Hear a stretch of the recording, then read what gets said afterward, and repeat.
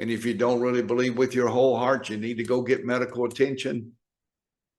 If you don't believe with your whole heart, you need to go get some help from somebody that can help you, because it's with the heart one believes. Unless, and I'm going to finish with that, unless you get in an environment where the gifts of the Spirit are operating. And we talked about in the past, when we talked about some past sermons, we talked about the gifts of the Spirit. And some of the gifts of the Spirit are gifts of healings, plural. And I'm going to read that in a minute. Gifts of healings, plural.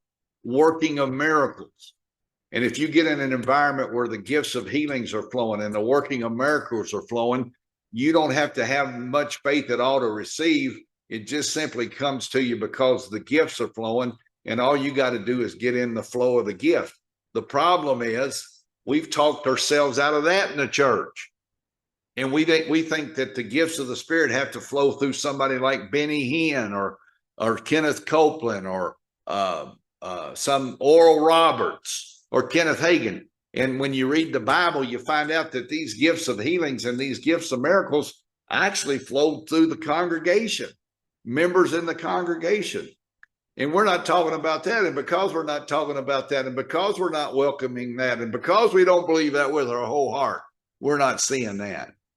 And a lot of these miracles that some of these faith teachers teach people about, these people didn't get healed because they got healed by their faith. They got healed because the gifts of healing and the gifts of miracles were flowing, and all they had to do was be around enough to receive it.